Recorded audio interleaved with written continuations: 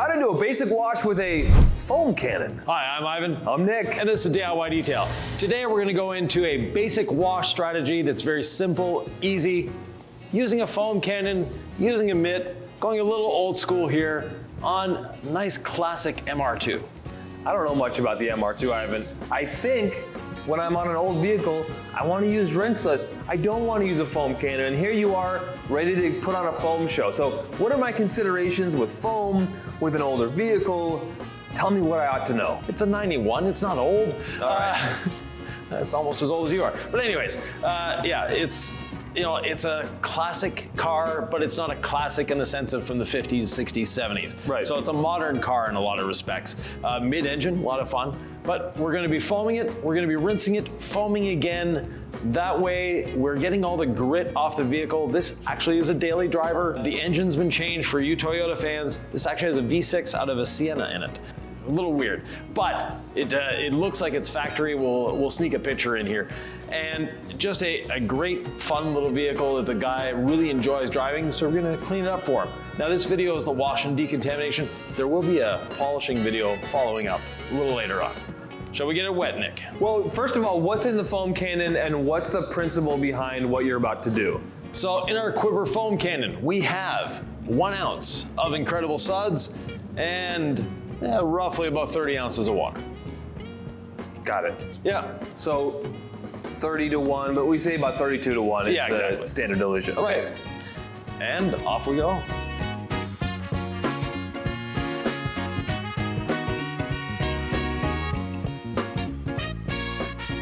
Keen observers out there will notice we didn't put anything on the wheels. So they're basically clean. You don't need more than soap 90% of the time.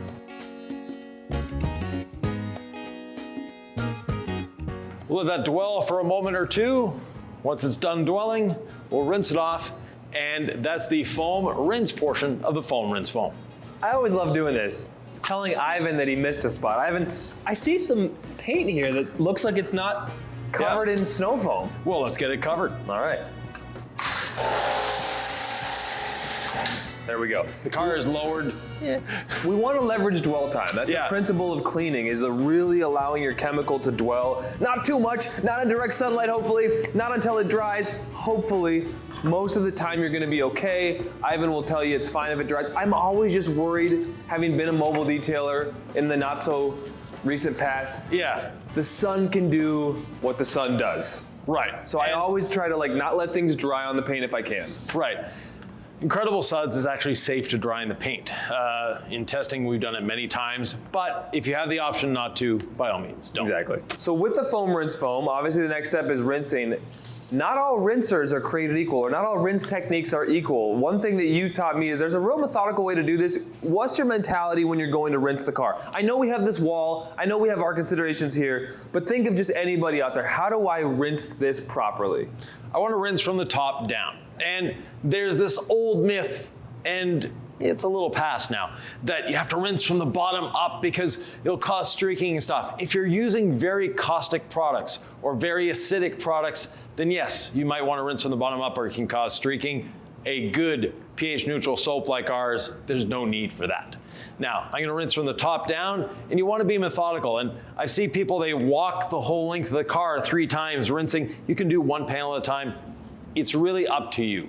I like to do 1 panel at a time, get it done, do it efficiently. Our dwell time is dwelled enough. And like Nick mentioned, the wall, so I'm not gonna spray this all the way over there. I'm gonna spray lengthwise on the vehicle. Always test your tip off the vehicle first, because you don't want to be propelling a tip onto the paint.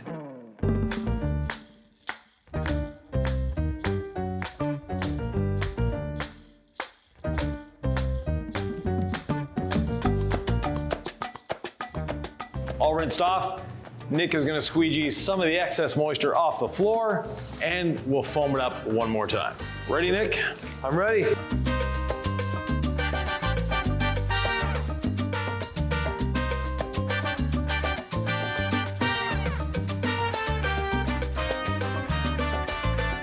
Well, Ivan, I can't get my head around the whole just using soap for the wheels thing. I feel like I should be using iron remover and all clean. How do you know when to not do that? you look at them. Okay.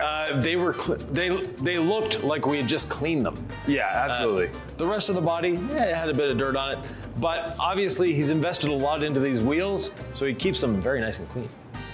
We are gonna do wheels though next, right? Oh, yes. Okay, cool. And Where do we start on wheels? I like to start on the tire and work my way to the center. And people freak out. The tire has the same dirt that the wheel has on it.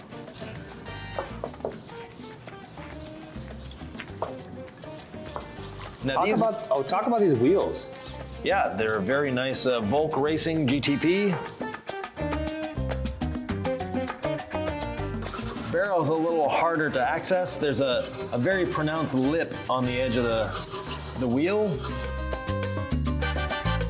Ivan, one piece of feedback we get, and we read all the comments and respond to them, Yeah. is that you turn your barrel brush properly, and sometimes I just stick the barrel brush in, I don't turn it. I never even thought about that. I'm like, it's a barrel, who cares? Yeah. What is the barrel brush technique for ultimate safety when it comes to auto detailing? Okay, well, let me start by doing the face on this wheel. And the reason I do the face first is because if I do the barrel and take any dirt out of the barrel onto the face, then when I'm using this brush, I've sort of negated the foam rinse foam. So by using the wheel and body brush to do the face first, then if there's any remaining dirt, I'm just gonna rinse it away. So I take my barrel brush, I start at the top, stick it in one of the openings, pull it out, and you'll see it's actually not that dirty. I turn it 180 degrees, go into the next section, clean it. Oh, so you're dipping after every 2 sections? Yeah, Okay, so you're just basically turning your barrel brush halfway to just do the clean side per Yeah. barrel. Okay. and I work from the top of the wheel down. So I'm going around one side of the wheel, then the other. Flip.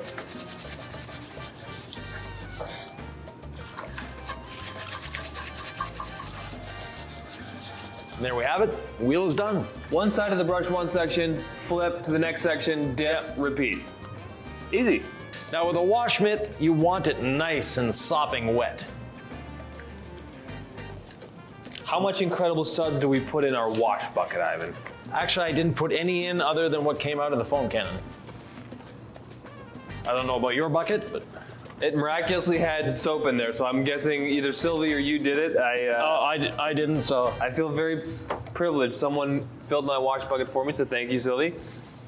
But how much we usually recommend is what, like a capful? Yeah. Or less? I don't know. So in the bucket, your dilution ratio is 1,000 to 1. How much pressure should we put on the sponge as we wash? How often should we flip the mitt as we wash? Inspect the mitt, but I like to do, one section and flip. Inspection as in like, hopefully there's not a piece of tree or a twig or, I mean, what are you inspecting for? Yeah, that's exactly what we're looking for. So nothing is gonna scratch the paint. And doing the foam rinse foam, we've taken the grit off the vehicle to begin with. So we're just dealing at this point with traffic film.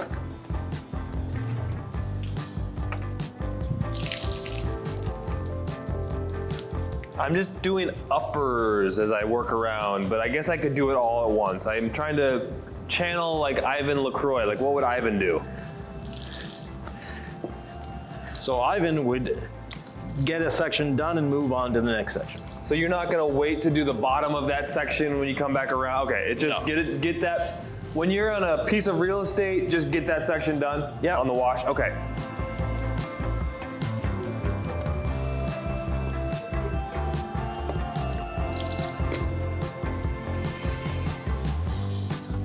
I'm flipping often and I'm redunking often, Ivan. I just, Yep. Perfect. just we want to want, be we careful. want to use the mitt as a vehicle to bring the suds to the surface.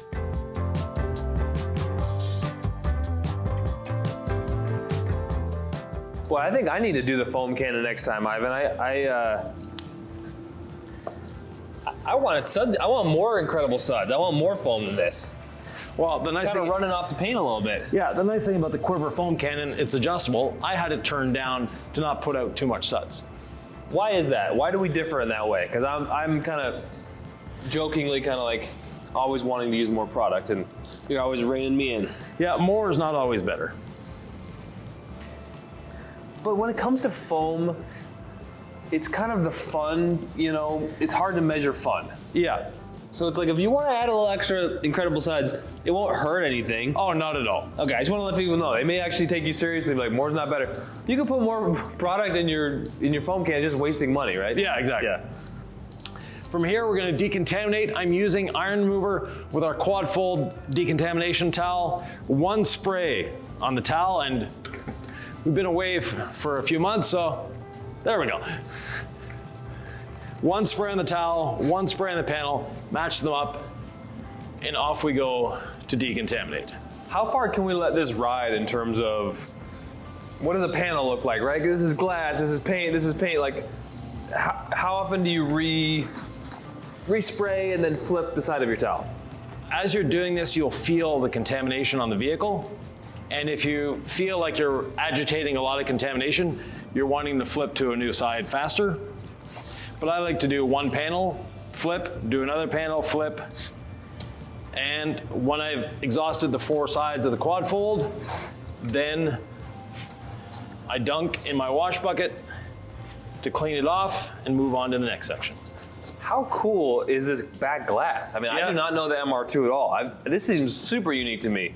Yeah, very curved. You'll see that on Ferraris, actually. But yeah, the MR2 was a very stylish vehicle, practical actually, and just a fun little car. Showing that you don't need gobs of horsepower to have fun. It handles well, mid-engine. And explain the quad fold towel, because I'm experiencing the driving in one part of my brain, but I'm also like here cleaning. So I'm listening to you, but I'm also Yeah. So the quad fold is just that. Instead of having one continuous surface, we have 4 surfaces that we can work with. The 4 surfaces that we work with the microfiber between them, makes it very easy to fold. That way you're not exerting pressure points, and we've seen people use the towel flat. This sort of goes, oh, I can't use it flat, I need to fold it. It's just a little visual cue for you. And why are we using this? That's another reason, like contamination, clay, like explain to the person out there, like, what the heck is this? Well, contamination is stuff that accumulates on your paint. And even though you've washed your paint, it still accumulates because contamination usually comes in the form of brake dust. And that brake dust is very hot. Your clear coat is a plastic. The hot metal combined with the plastic, the metal sticks to it. And that's where the contamination comes in. And also just dirt can work into your paint a lot. So that dirt, as it's worked into your paint, stays there. The way to get rid of it is the decontamination towel. And we're using iron remover and the Incredible Suds as a lubricant because you want lubrication.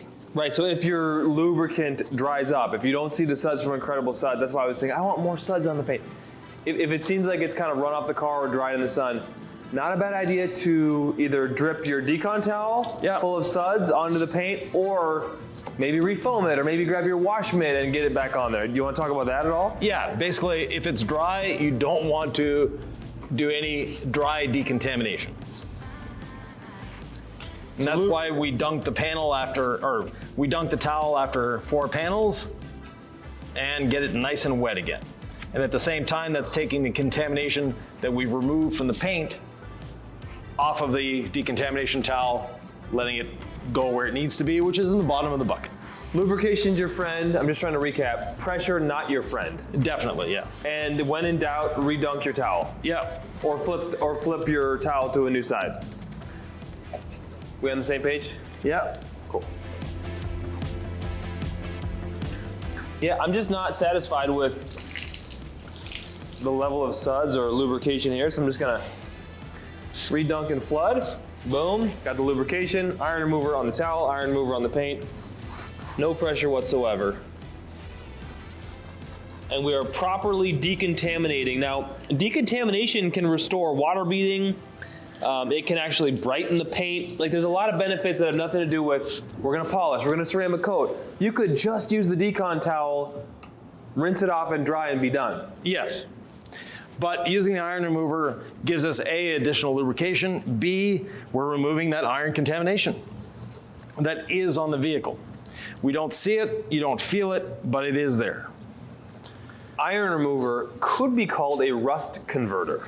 Actually, it should be called a rust converter because it's actually not removing iron from the surface.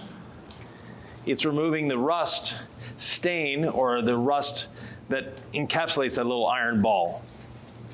So by taking rid of the iron ball with the decontamination towel, then we end up leaving the iron remover on the surface to deal with the little remaining stains of rust. It's probably worth noting now that there's some issues on this hood. Yeah, there's issues on this car. So this car sat for a number of years, hence the change of engines, because the original turbo engine had a failure. By the time they put a new engine in, etc., it took a few years, and unfortunately this was used as storage in the garage, meaning boxes on it, things like that. Oh no. Yeah, for a number of years. That'll happen, unfortunately. Yeah. So we are all decontaminated. Nick, time to rinse again. Iron remover, if it dries on the surface, is not a problem.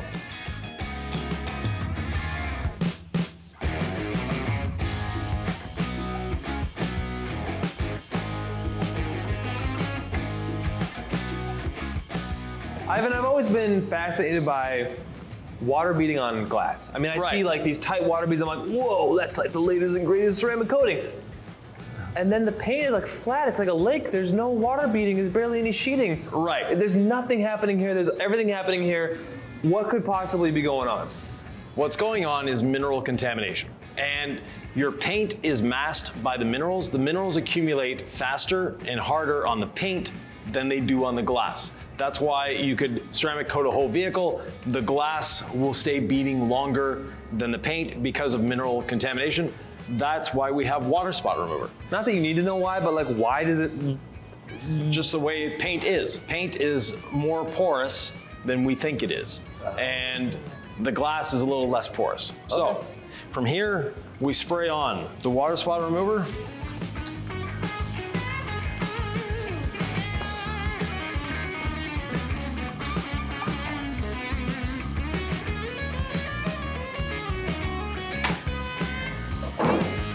You gotta let me do a little bit. I'll hit the other side, Ivan. Okay. Where did you get the hood already, or just your half? Just half. Okay. I'm trying to channel Ivan's judicious usage of the product because I have a tendency to want to just blanket everything, even the wheels. Is that crazy to do the wheels? No, the wheels are good to do. They get minerals too. One thing we do after water spot remover, and we'll get to it, is we agitate it in. Yep. And what you've said is it's actually a pretty big difference because my tendency is, hey, I'm doing a decon in the driveway, whatever. I want to save a little time. I'll just spray water spot remover on. I'll rinse water spot remover off. And I'm like, that's probably doing a decent job. Why is the agitation so important? Those minerals are attached to your paint. We want to detach them. That's what we're doing. So the water spot remover is doing a good job of detaching. So Ivan, you can actually tell where you've sprayed and where I missed. Right. What could I be looking for at home? This could really help some people. So basically, the minerals have started to be removed from the paint here. They're still blanketing the paint there. Okay. Ivan, I'm dipping my short nap microfiber in the wash bucket. Am I letting it be super wet, or am I trying to wring it completely out? As dry as it can be while still being damp. That's what I figured. Because what we're wanting to do at this point is agitate the water spot remover, move it around the surface. We're not trying to lift it off the surface. And so we're not even switching sides of the towel. No, we've washed, we've decontaminated this paint. There's no grit left on it. So at this point, we're just moving the water spot remover across the surface. And as a detailer, it's very hard to resist that urge to flip the towel. I almost want to do it now. I'm like, I just hit a lower section. I want to introduce lower dirt back onto the paint, because that's what we think when we're washing. Yeah, but we've washed, we've decontaminated this, not a concern. And if you're worried about it, the question is, did you wash properly? Did you follow all the safety protocols? Because if you're sloppy on the wash, then you would be worried about it. If you know you got everything, you have a lot of peace of mind. It's like building a home. If you start on a crooked foundation, you're never gonna have a straight, square house. So start on a good foundation of washing and work your way up from there.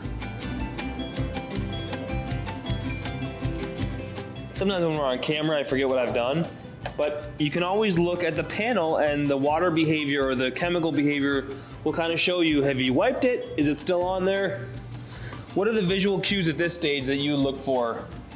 Because it's not water beading. It looks different though, doesn't it, when you've wiped it versus just sprayed it? Yeah, there's a little difference in look, and I don't know if we might be able to capture it on camera. So if we look at the spoiler here, from here over it's been done. From here it hasn't. Same thing with the trunk lid. From here it's been done, from that side it hasn't. Is there anything to be said for when we rinse it off, it spreads the water spot remover, or if we missed a spot in the spray, the agitation will get the water spot remover on with a towel? Like, it's the agitation that's doing the work for us. Got it. Now, of course, the chemical is doing a good job too, but the agitation just is giving us that insurance that we've got it absolutely everywhere. The agitation doing the work for us, I think, is kind of a theme that can run through a lot of detailing videos that we do. It's like, don't sleep on agitation as an incredibly important tool. Right. Now, the towel that we used, we'll wring it out again and we won't put it back in our wash bucket. We're gonna rinse it out with just some water. Because the water spot remover is lactic acid, it's a little acidic. We don't want this mixing with our wash sponges or our decontamination towel or our cotton candy wash mitt. Ready to rinse again, Nick? I think it's ready.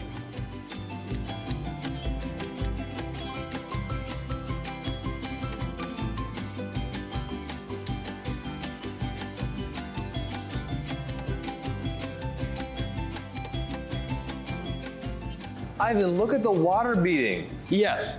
It didn't exist before. No. I mean, it's not incredible, but it's much different. Right, because we've removed the minerals.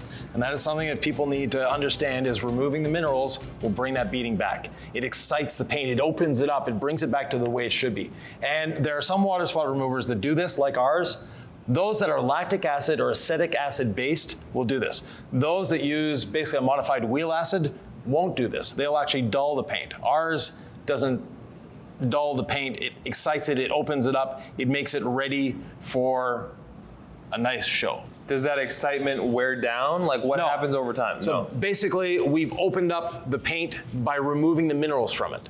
Until minerals accumulate on it again, it's not gonna go dull. There's no sealant in this. Try mixing a sealant with our water spot remover, you'll see it doesn't work. Acids and sealants don't combine. So basically what it's doing, it's leaving a nice clean surface. And fresh, clean paint, brand new paint will bead. You don't need a wax or a sealant to get beading. Excuse me, Nick. All right.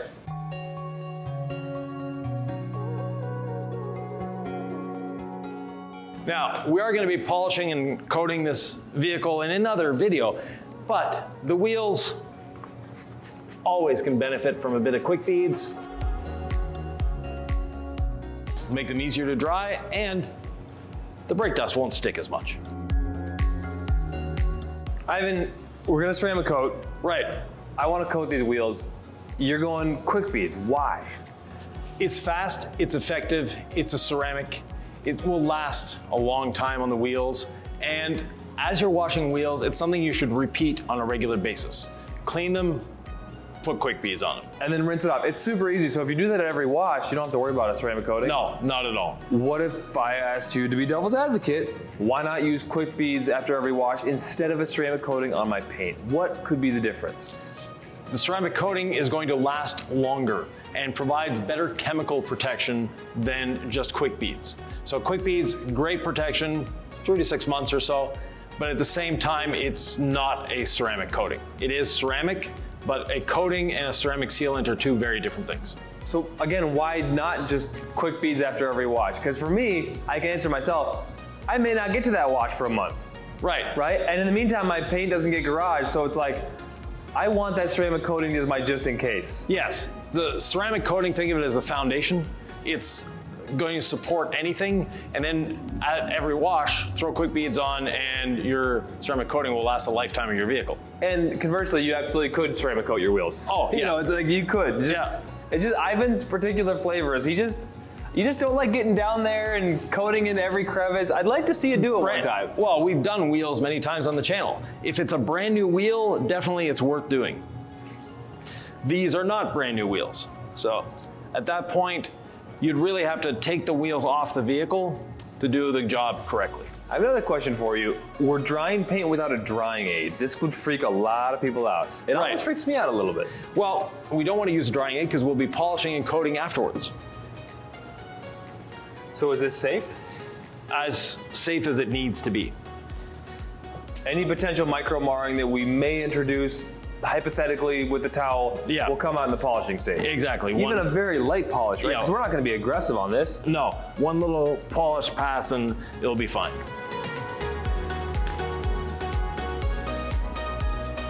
What's the best drying tip you've ever heard or given or thought of? Be methodical.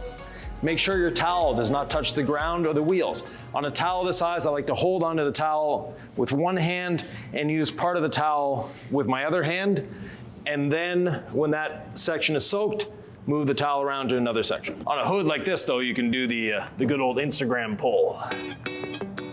One thing folks may not realize about towels in general, but I use a drying blanket all the time, so I know it for sure with the drying blanket. It tends to dry better when it's actually a little damp. A little damp, yeah. Primed, you could say. Well, that's pretty satisfying on this car. Not hitting the wheel today. Not happening. Now, Nick is a very visual person. If he doesn't see it, he may not dry it. The underside of the spoiler, completely wet. I got it with water spot remover. Yeah, so there we go. Now it's dry. This is also a time where you could take your blower out and blow the nooks and crannies for the next 30 minutes. Yeah. You don't like the air drying first though. You like doing it after the towel dry. Right, the towel dry is part of the washing process. It's part of the cleaning process. It is going to give you a better finish and it's safe. When you're blowing with a leaf blower, a master vac or something like that, what happens is, yes, you are blowing some of the water off, but you're also evaporating some of the water. So unless you have deionized water or one of those CR spotless systems or something like that, you're putting minerals back on the vehicle. By towel drying, you're taking them off. I mean, it's time to polish this vehicle, but we're gonna save that for another video. Right, and in this video, just as a little recap, we washed, well actually we foamed, we rinsed, we foamed. Again, we did our contact wash. We did decontamination with the quad fold towel and iron remover. We rinsed that off. From there, we added water spot remover. We agitated it with a damp towel. We rinsed it off. We dried the vehicle, and this is our result. Looks amazing. If you like amazing cars and you want to learn more how to make them amazing, it could be on the interior, it could be polishing, it could be two-stage polishing. Ivan, what video do you think they should be watching right now? Let's talk about interiors.